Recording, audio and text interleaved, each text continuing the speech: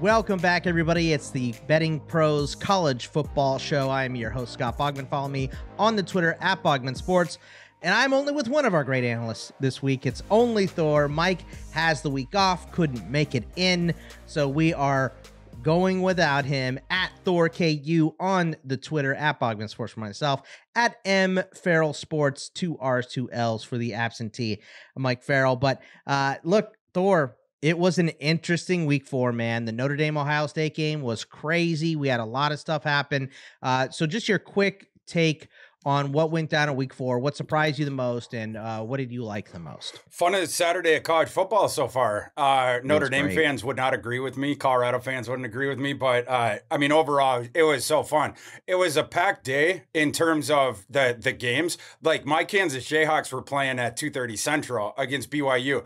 But there was the 3 nasty matchups at the same time. So I was like, Tom Cruise in Minority Report, where he's like grabbing the images, like with all the different screens I have, like trying to figure it out, whatnot. But it was so fun. You had the day where it was super fun. And then at night, and again, Notre Dame fans are going to disagree with me, but a bit of an instant classic with the Ohio State one and the way that thing ended. And I still can't wrap my head around the way that game ended. Marcus Freeman's been taking questions about that the last several days, but it was a super fun day of college football, and I'm ready to try to win some money here in week 5.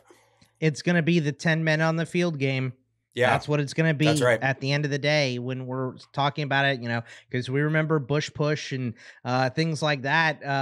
This is going to be the 10 men on the field game. So tough blow if you're Notre Dame, but a fun week nonetheless. And hey, football fans, are you ready to put your betting skills to the test? Join the Betting Pros College Football Podcast betting group. Make your picks all season long. And if you're among the top ROI performers, you could win big prizes, include a signed Garrett Wilson Ohio State jersey and premium subscriptions to Fantasy Pros and Betting Pros. Just make at least 100 picks throughout the season to qualify. Jump in now at bettingpros.com/college or in the Betting Pros app under the College Football Podcast group. May the best better win. All right, Thor. So we're going to hit some games here. I think we have one extra since Mike is not here with us. Show will go a little bit quicker today. And I'll ask you about your favorites at the end, of course. But let's start out on Friday. Number 10, Utah at number 19, Oregon State. The line right now is 3.5 in favor of the home Beavers here. 44.5 is the total. Tickets are a little bit on Utah, but cash is heavily favored on Oregon State. And the total's not getting a lot of love, but 95% of the tickets are on the under. Do you have a good lean one way or the other at any point in this game on Friday night? Yeah, I'm going to do my second pop culture reference of the day. But remember in Game of Thrones where it's Jon Snow and then all the horses are descending on him and he's got his sword? That's his plastic sword that was definitely wobbling, right, 10 seconds before he unleashed it. Yeah, I remember that. Yeah, that's me against the Sharps this week. I am on Utah. I'm on the other side. I know there's a lot of smart people who are on Oregon State here, but especially with the 3.5, I just think that there's a lot of value on Utah here. Utah, a team that is 4-0 to this point, despite the fact that they played those 4 games without a ton of starters, right? Like, I mean, Cam Rising predominantly is the one that's mentioned. Brant Keithy is the other one. But for instance, in the opener against Florida, they beat Florida by double digits without 8 projected starters. They're going to be starting to get some of those guys back. There was a quote from Kyle Whittingham on Monday. We've got about 8 or 10 guys that are very, very close. Rising, speaking to him, he was medically cleared last week. We all thought he was going to start. That plan changed at the very end, but he's been at practices and everything like that. There's a shot they get Rising back in this game, and there's a shot that they get multiple other starters back in this game as well. But even without that, I think the advanced data suggests that Utah is a strong play here at the 3.5. They have, first of all, I mean, with all those guys out, Utah still has SP Plus's number 11 resume strength to this point. The nasty defense goes without saying, and it shuts down opposing running games. Oregon's entire offense is generated almost predominantly from their running attack. If Utah is able to take that thing away or greatly slow it, which is what I think is going to happen, it's going to force Uiagalelei to move the ball. He's been able to hit a couple long shots, but like the efficiency, it's not there. And that, I think that could be a problem here where you're punting. And then meanwhile, on the other side, Oregon State has a solid defense, but it's not as good as Utah's defense. And Utah, their offense, it's basically just a lesser version of what Oregon State it tries to do. It's the same sort of schema when Cam Rising's not in. Chip away with the run, and an explosive pass play is there every now and again. I think Utah's defense, that's the elite unit in this game. I think they put a break on Oregon State's offense, and we have the bullets here of all those kids that could potentially come back for Utah, including Cam Rising. I'm playing this one 3.5, whatnot, without any of that information of guys that could return. But if they do, we have an enormous amount of value here on Utah. I'm taking the Utes. All right, let's go over to Saturday. Number 8, USC is a 21.5 point road favorite at Colorado. The total is 73.5. Big total here. Look, tickets and cash are on USC. The tickets and cash are split on the total here. Most of the cash going towards the under in this game. I think USC is going to win, Thor, and I think they're going to win going away. The question is, to me, is about the total, because I think I'm definitely on the Trojans here. Colorado kind of looked like what we expected them to look like week 1 last week against a great Oregon team that was obviously inspired. Dan Lanning let his feelings known here. But sure did. Your thoughts on this USC Colorado tilt? So did the Oregon video team. I don't know if you saw that 4-minute cinematic redo they had of the game or whatever, and they were showing Shiloh Sanders talking junk before the game, and they were showing the one Colorado kid who was kicking the O before the game, and then the rest of it was just Oregon annihilating them. Because of the results of that game, I think that there is a little bit of value on Colorado, but it's getting zapped now. I bought a Colorado plus 24.5 ticket on Sunday. My adjusted line is USC minus 19.4. That's in a vacuum, and you can add a couple points or 1.5 for Travis Hunter, whatever. I would play Colorado at the 21.5, but not at 21. I think that's where the buck would stop there. Like I said, you're getting closer to the margins now. I agree with what you say about USC. USC for sure has the best offense in America. They also sort of sneakily have a top 10 special teams unit this year, in part because of returning kicks. Return, Mr. Branch there, Franklin. Elevating that whole thing. And the defense has gotten a little bit better too. They're up to number 41. It might not seem like that because of not as last year they had the historical fluke with the turnovers that they were generating and whatnot. But you like that sort of stuff. But the defense still isn't great, and it still struggles to tackle. I think Colorado can generate enough points here if you're giving them 3 possessions on the line. Shadir Sanders continues to be incredible. Shadir Sanders has been pressured, I believe, in the aggregate more than any other quarterback this year, or if it's not that, it's top 3. And yet he is top 5 if among qualifying quarterbacks in PFF passing grade under duress. So he gets a lot of it, but he knows how to handle that sort of thing. Colorado's offense, they can't really run the ball. That's one of the problems. But between Sanders and then between the getting the ball into space and forcing USC to tackle them, I'm willing to take those points with them. Like I said, if it's over 21, if it hits 21, I'm not interested in that. And then as far as the total, over for sure. I talked about this with your buddy Welsh on Sunday. I think that on that day it was like 71. My system has this thing either mid 70s, high 70s. So, it was like over, and it's gone up by about a field goal ever since then. That less value there for sure. I would still lean over on that, but that's where I'd be in this one.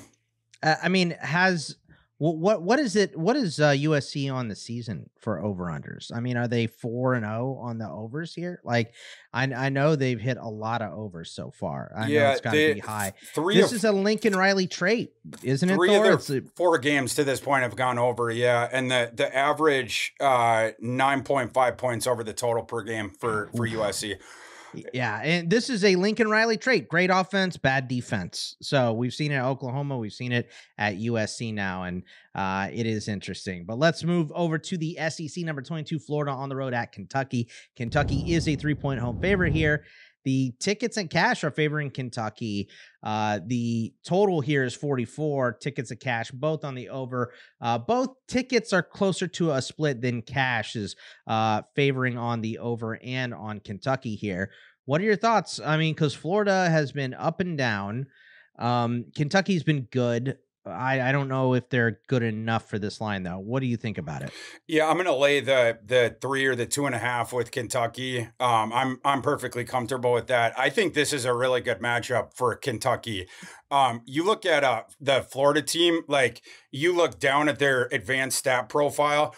They're a very clear, where they lean, whatnot. Their offense is efficient and their defense is efficient as well. But the offense can't generate explosive plays and the defense gets ripped for too many explosive plays. So when you're looking to play on them or against them, you're looking at the opponent and how they sort of fit in with that. Kentucky, 4-0 start, 3-1 against the spread. They are sneakily, because I don't think people know this about them, one of the most explosive offenses in the country so far, number 4 marginal explosiveness. And their defense also takes away the explosive plays, number 7. Their defense is also efficient. So I think Kentucky's defense can address what Florida wants to do, greatly slow them down. Whereas Kentucky's offense directly goes into the weakness of the Florida defense. I think Kentucky's going to generate a lot of explosive plays on Saturday, and I like them to win by more than a field goal.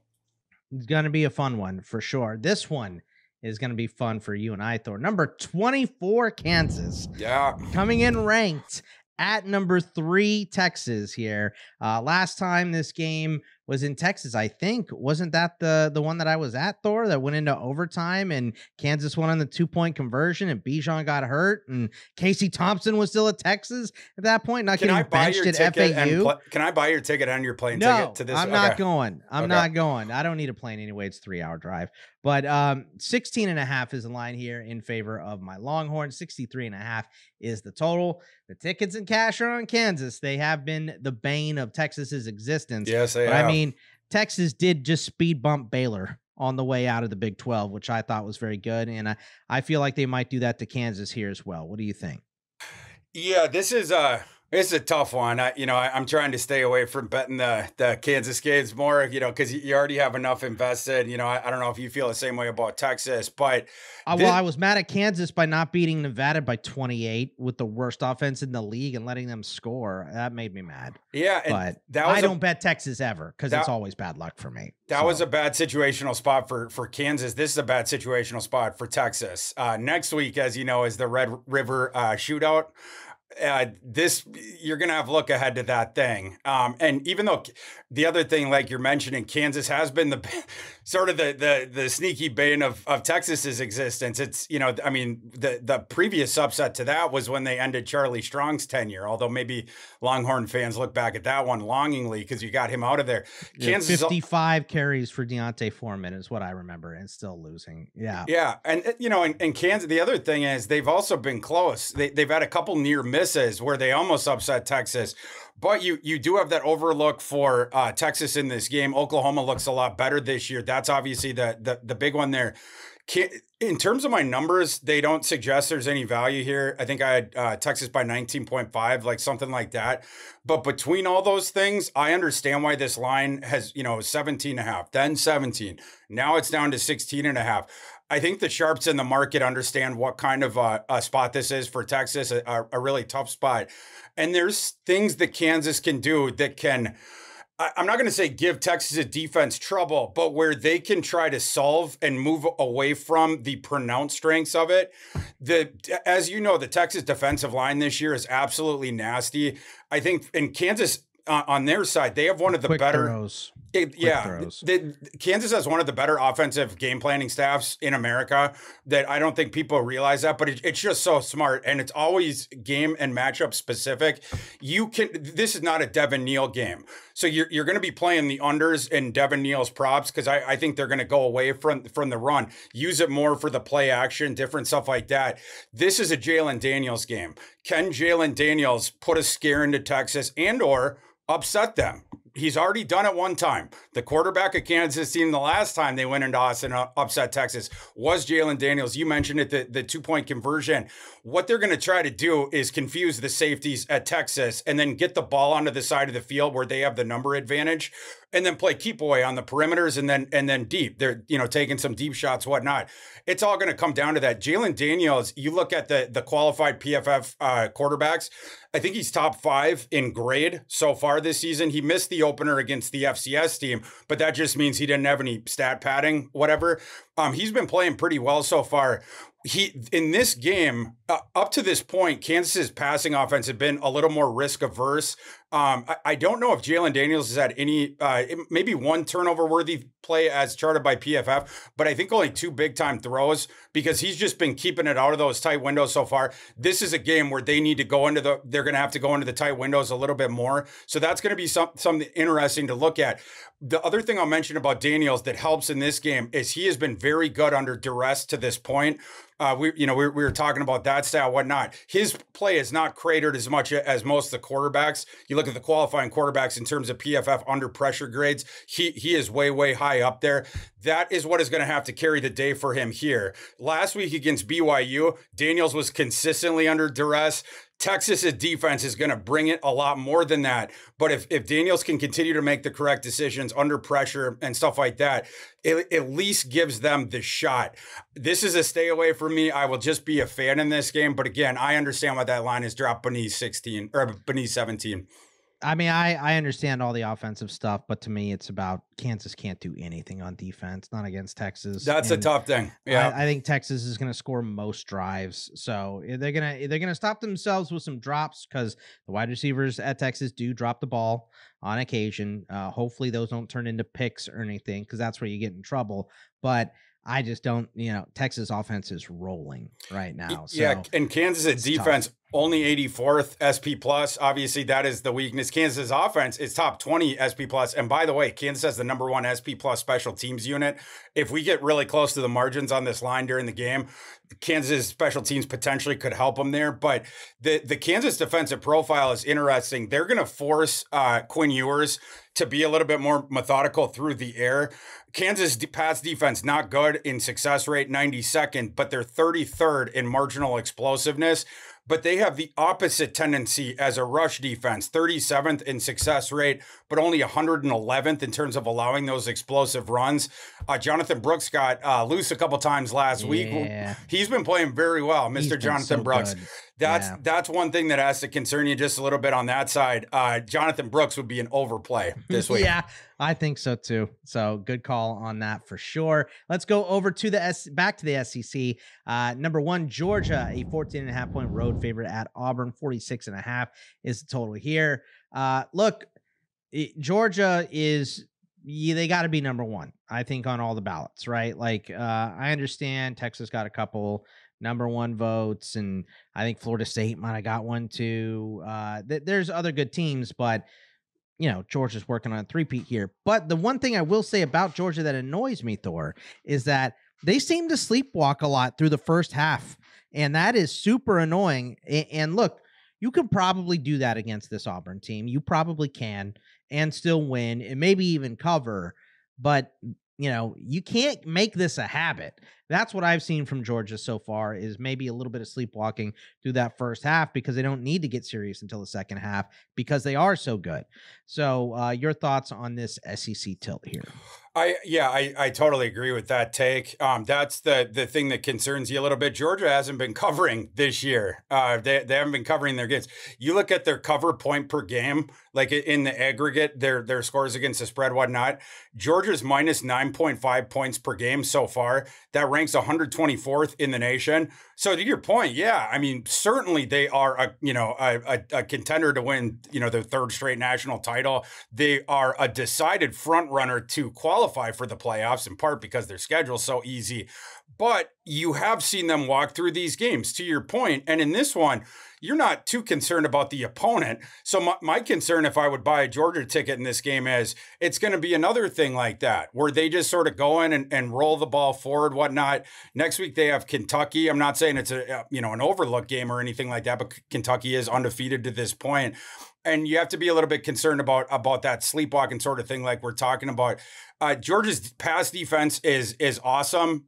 Peyton Thorne has not been the best. And when they bring in Robbie, through the air, when they bring in Robbie Ashford, he's just sort of the runaround guy. So Auburn's not going to be able to pass in this game. But can Auburn's rushing attack have any success against a Georgia rush defense that's 78th in opportunity rate, 81st in success rate, and only 44th in rushing success rate overall, which of course is down from those past couple Georgia defenses where you just did not have any conception whatsoever heading into the game that we're going to run the ball. You just couldn't. They would just shut down the lights on that.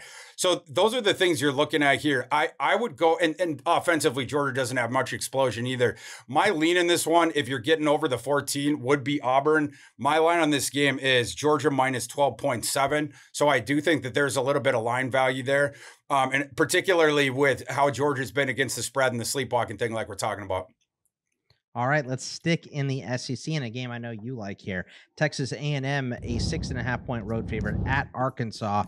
55.5 is the total. Tickets are on the Razorbacks. Cash is on the Aggies. The total here is pretty firmly on the under, but I mean, can Arkansas stay alive in this game?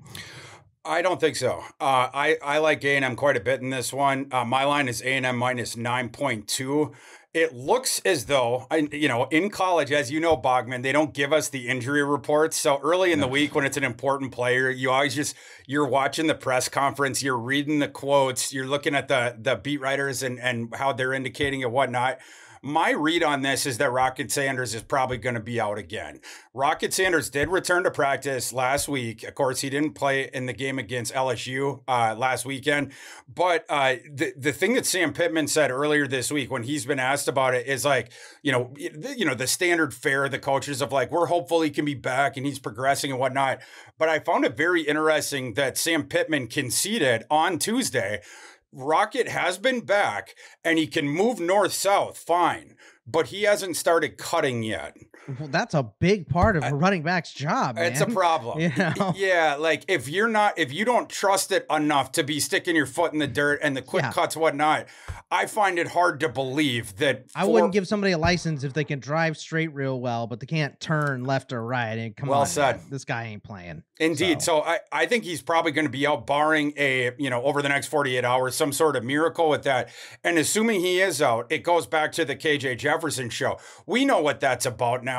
Like KJ Jefferson, when you have him with Rocket, that offense, at least it can keep you off balance and different stuff like that. When it becomes the KJ Jefferson show, it's like KJ has to carve out more in the running game. And then there's so much pressure on him against these good opponents to win through the air. I don't think that's going to work here against the Texas A&M defense. It's number 9 SP plus right now. The other thing is in terms of the on-field handicap here, Arkansas's defense, it's really interesting where they're able to generate heat. They're able to generate havoc by being super aggressive. But if you can stand up to that, if on any given play, if you can prevent them from getting into the backfield, getting that pressure, get the ball off with the look you want, whatnot, they get ripped for long plays all the time. So it becomes, can the opposing offensive line handle that sort of pressure and the hair on fire defensive style that Arkansas has? Arkansas's defense right now, number 2 in havoc rate, but the overall defense, 112th in ISO PPP, which is a metric that measures the explosive plays. Arkansas's defense is also 105th in marginal explosiveness. so you look at A&M, are they a kind of offense that can profile to take advantage of that?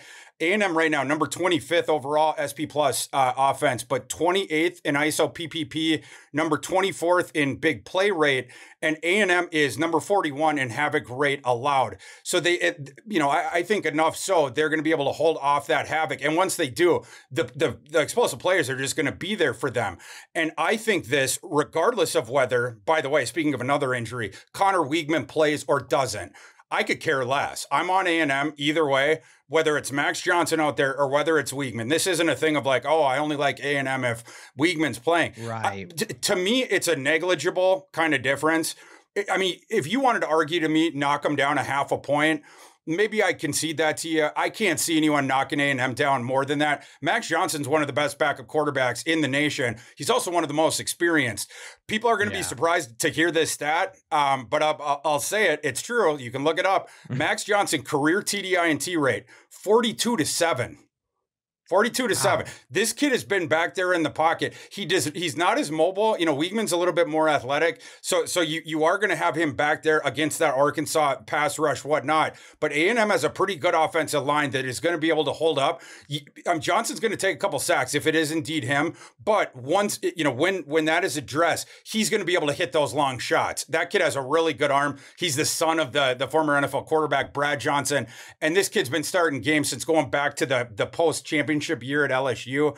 I like A&M either way in this thing. I would certainly play him up to 7. And like I said, my line on this thing is 9.2. In fact, scrap what I just said. I would play A&M up to 9.5 in this game. As long as this thing is anything in the single digits, I like the Aggies.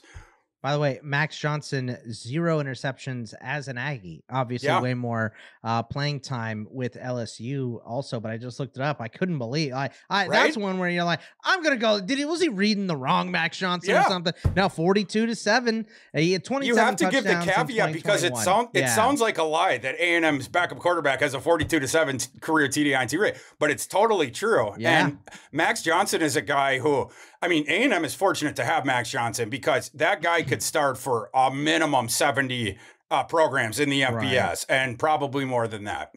Right, exactly. Well, hey, look, have you guys downloaded the free Betting Pros app yet for iOS or Android? You can use Sportsbook Sync automatically to track your bets across all major sportsbooks in one spot. Easily track your bet performance by sport, bet type, including game picks, props, and parlays. Get personalized bet recommendations tailored to your interests, including line alerts. When viewing a game of interest, simply set a game notification so that you are alerted once a line hits a certain number. At that point, you'll be notified so you can lock in your bet at the ideal line. You can set the number to be and set it by Sportsbook as well. Head over to bettingpros.com/apps to start setting your alerts today, or download the Betting Pros app in the iTunes or Google Play stores right now. Let's stick in the SEC, Thor, and go over to Max Johnson's old team, LSU, number 13, a 2.5-point road favorite at number 20. Ole Miss, 66.5 is the total.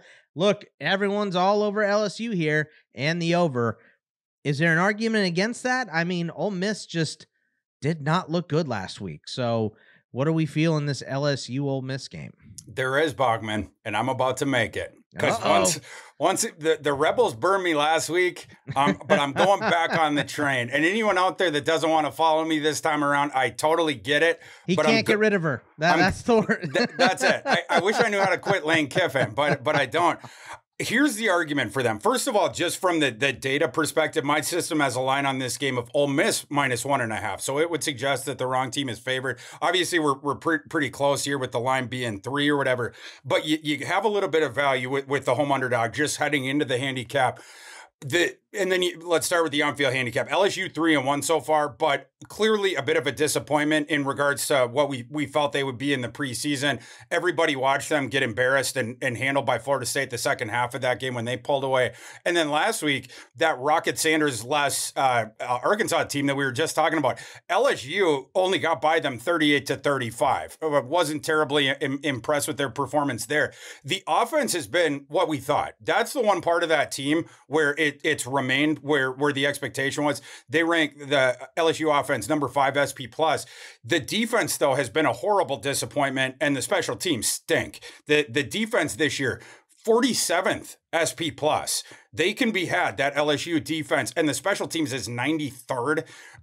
Ole Miss, first of all, you have an enormous advantage in the special teams in this game, but you also, the Ole Miss offense going up against that LSU defense is an enormous advantage for Ole Miss in this game. The Rebels, number 29th marginal efficiency, number 11th marginal explosiveness on offense. LSU has been both giving up too many explosive plays on defense. They also allow the opposing offense just to stay on schedule. They just haven't figured that out. Like we've made the jokes about, they move Harold Perkins this way and that, and some of the lack of continuity there, the game planning type stuff. I don't like that defense at all. I think the Rebels offense has a really big game here. And while I do think that LSU is going to be able to score, I just don't think they're going to be able to keep up with the scoring with the Rebels. Once again, I like the Rebels in an upset. So I'm going to take the 3 points. I have a money line ticket as well.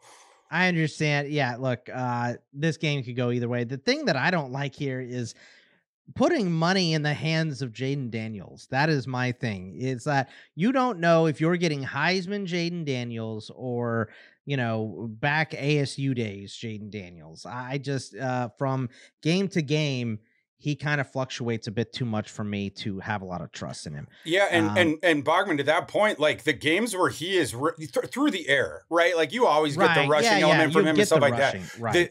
His passing stats, I would say, are a little bit skewed because I watched the LSU Mississippi State game, and Mississippi State had the weirdest defensive strategy I've ever seen in that game, especially against Jaden Daniels. I mean, he completed 30 of 34. He had an 88.2% completion percentage. And I can tell you why, because Mississippi State kept two safeties, like they were like in the end zone. They were so far back. And then with the cornerbacks, they were playing off the receivers too. And so LSU just kept doing short crosser stuff, particularly to Malik Neighbors. Every single time it was like Daniels gets a shotgun snap right away, you throw it right to Malik, 2 yards in front of the line of scrimmage, and then just watch him run. That was his passing, awesomeness that game. Like I said, inflated. And then we were talking about the Arkansas pass defense before, where they can be had as well for the explosive plays.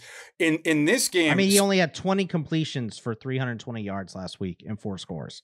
Yeah. Talk about explosive plays. Jeez. Yeah. This game. So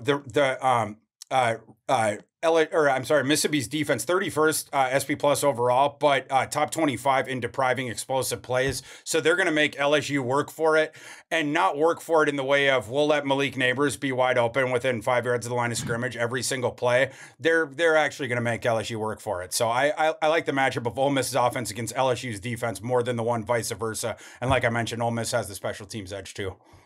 Let's go back to number 11, as in men on the field. You're supposed to have Notre Dame. Notre Dame fans they've already turned this thing off.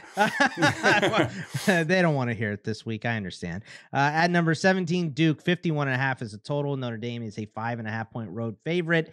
The tickets are on Notre Dame. The cash is just slightly on Duke right before we started recording this. But the tickets and money are both on the under in this game. Is that what you see here, Thor? Do you like an underplay? Do you like a side play here? What do you like in Notre Dame at Duke? I would slightly lean towards Duke in terms of the side. My line is Notre Dame minus 4.6. My system, though, it actually likes the over. I'm not sure that I would follow on that one. It's not always the data. You got to get into the handicap, whatnot. But Duke's offense, of course, is able to do things to score on even good defenses. Like we've seen that so far. The Clemson game is an example of this. They got bailed up. Their defense got bailed out by Clemson's offense in that game. But Riley Leonard had a good game, whatnot. They'll be able to do some stuff here. The side, like I said, I don't think that there's a ton of value on it, but the why it's so hard to stop Duke's offense is it's just crazy efficient. They're number 4 success rate. And then on the other side, Duke's defense totally takes away your explosive plays. Like obviously Mike Elko is their coach. He will not allow the opposing offense to get those explosive plays. Duke is number 1, their defense in ISO PPP, number 2 marginal explosiveness, number 5 in explosive play rate. They're going to make Notre Dame work for it. Notre Dame has been able to generate some explosive offensive plays, and certainly before the Ohio State game. So that's something to watch here. My one concern, or my chief concern, I guess, for the Duke side would be their run defense. They do take away those explosive runs, but 100th in rushing success rate. So I think this is probably an over game in the Audric estimate in his prop market as far as the rushing yards go. But like I said, Duke's offense can do enough where I think that they'll be able to return a little bit of fire here. These teams don't play at super high paces either. So I think this is one where I would lean towards Duke, but it's probably not going to be a play for me. All right, let's go over to Michigan State at Iowa. Iowa is a 12.5-point home favorite, but the line is only the total, is only 36.5. Tickets of cash on Iowa and the under. What a shock. Iowa's in a game and people are betting on them and the under in a game. What a surprise here, Thor. Are you any different, or is this just an easy Iowa and the under as well? I don't know when you'll be able to bet on Michigan State, if it'll be this season. But you have that thing of like, you want to bet against Michigan State, but then you also have the opposing thing of Iowa as a double-digit favorite. So it's like, the unstoppable force meets the, I said the stoppable force meets the movable object here. There you go. Yeah. On both sides of it, you're like, I definitely would not bet Michigan State. I do not see how they generate offense against this awesome Iowa defense. But yeah, it becomes, can Iowa score any points? Last week, I think against Penn State, Iowa, of course, they got shut out. I believe they had less than 100 yards of total offense. The funniest thing about that is I hit my biggest bet of the year, which was a prop bet on Eric All's over receiving yards. I hit that, I believe, on the second drive, despite the fact that Iowa generated very, very little yards the rest of the game. Got it out of the way. You didn't have to sweat it. Exactly. Second quarter, that's nice. And then I could turn the game off once we got into with all the great games that were on Saturday. I don't want to watch that nonsense anymore. But yeah, it just becomes about that. But one thing I would mention that is a little bit different, at least one other factor to add into the Iowa handicaps in terms of these games where they should win the game, is in the past, the Ferences have been very classy at the end of games. They, not only during the game is it more about the defense and the special teams and, they don't go balls to the wall with their offense. But also at the end of games, I've seen the Ferences in past years go out so far out of their way to not try to punch something in late. They're like the opposite of like a Lane Kiffin or a James Franklin as far as like looking up at the spread and trying to cover late. This year, we have already seen one game where that has been different. And I thought that was notable when Iowa could have kneeled the ball out against Western Michigan, and Brian Ferentz, because of his contract stipulation, they have to average over 25 points a game. That was an opportunity where you could. And so he took it. He decided to punch a touchdown in late. That would be the, one of those sort of small factors here where it's like, can Iowa cover, 11 and a half, 12 points here?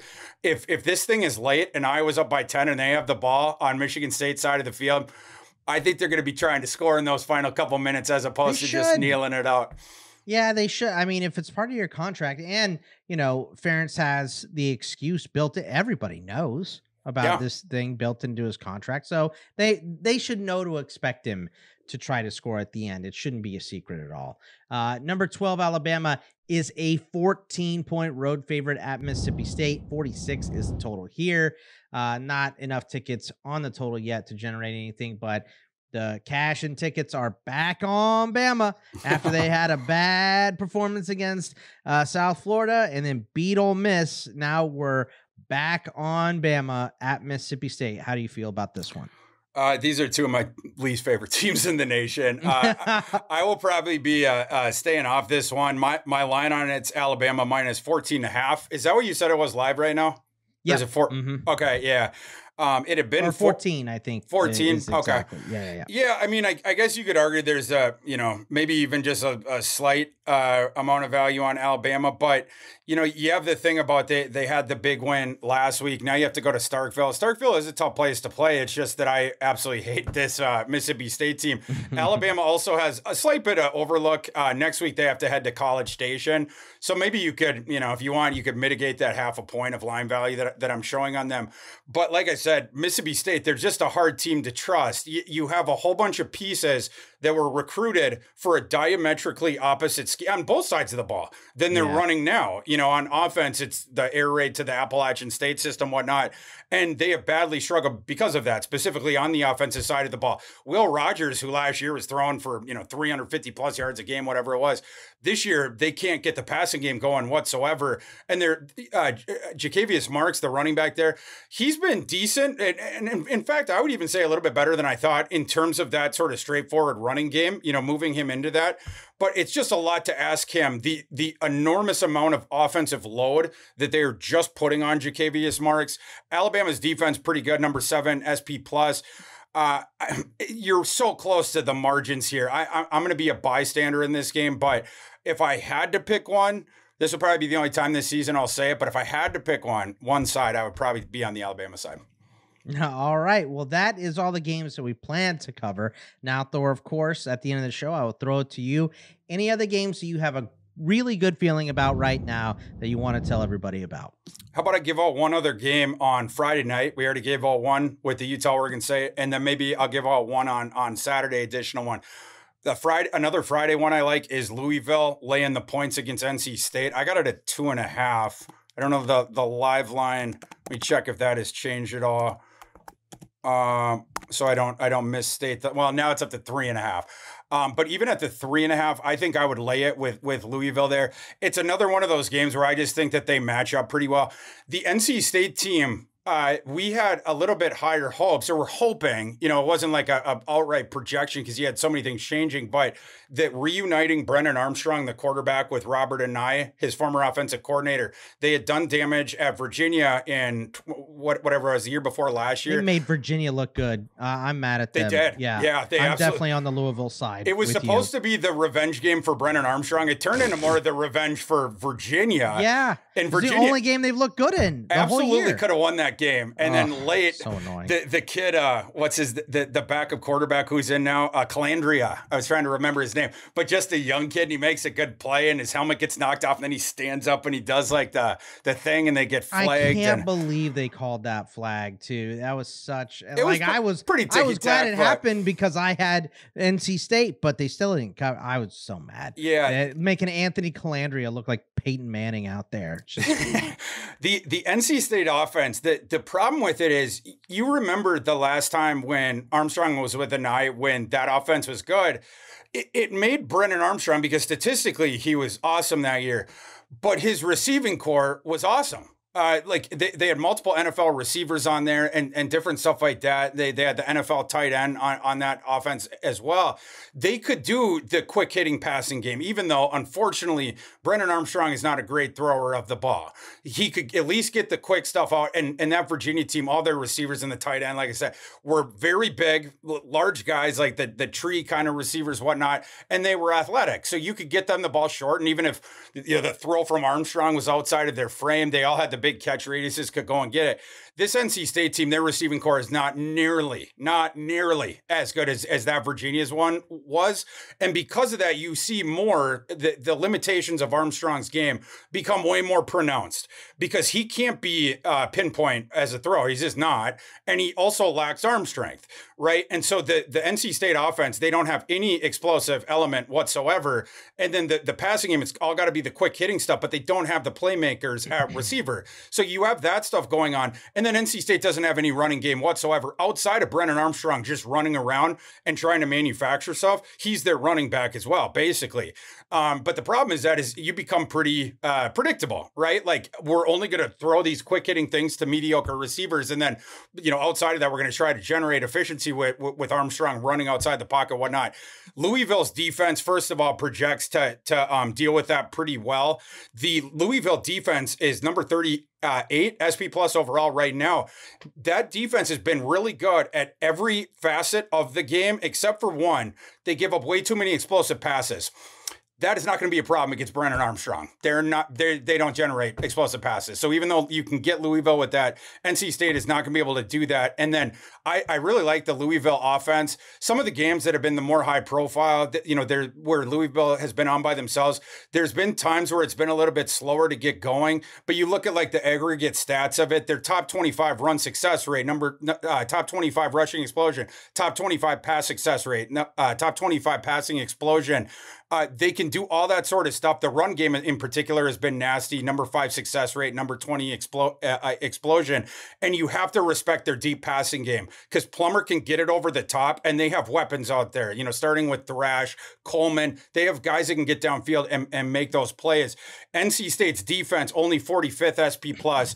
And that defense particularly has a weakness for allowing explosive plays. Wolfpack are 109th ISO PP on defense, the explosive play metric, and 118th in marginal explosiveness.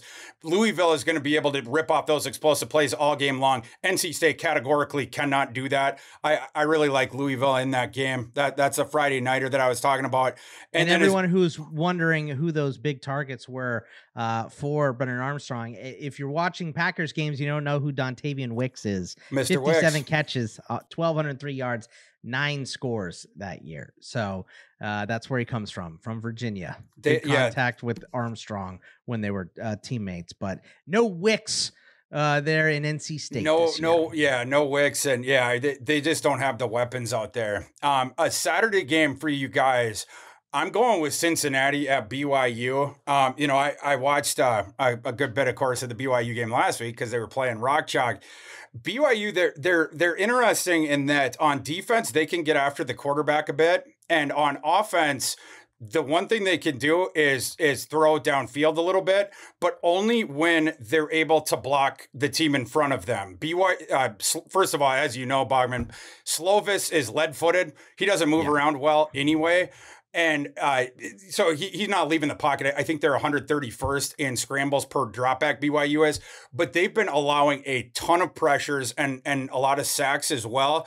That's where this becomes, I think, a good matchup for Cincinnati. So BYU is 120th in havoc rate allowed. Not good, obviously. Cincinnati's defense, 33rd SP plus overall, but 24th in havoc rate, 24th in sacks per drop back. That's good in this matchup against Slovis. And Cincinnati's defense is number 7 in pass down sack rate. So when BYU gets into those 3rd and long kind of scenarios, Keaton Slovis is going to be a bit of a sitting duck back there.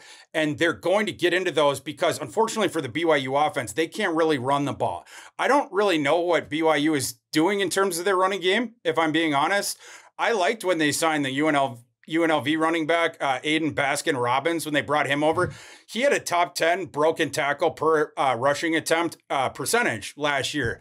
And so then he goes to BYU. You're expecting him to take over. Whatnot. They have barely looked his way. The kid that they're using there, he's been okay. But like in terms of the efficiency numbers, in terms of the per carry type stuff, it's way down there. And that puts all the more pressure on Keaton Slovis and it makes him all the more predictable. And when you're facing a team that has a good pass rush going up against a mediocre BYU offensive line, those are the games where BYU, it's not an advantageous matchup for them. I don't love Cincinnati's offense. I will say that, but they can address that BYU pass rush enough, I think, to be able to carve out offense, to carve out the yards and then move the sticks and get closer to those scoring opportunities, whatnot. I like Cincinnati getting the 3 points or so in this game. All right, well, that will wrap it up for us this week. Enjoy your week 5. Remember, you can follow us on the Twitter at ThorKU for Thor, at Bogman Sports for myself.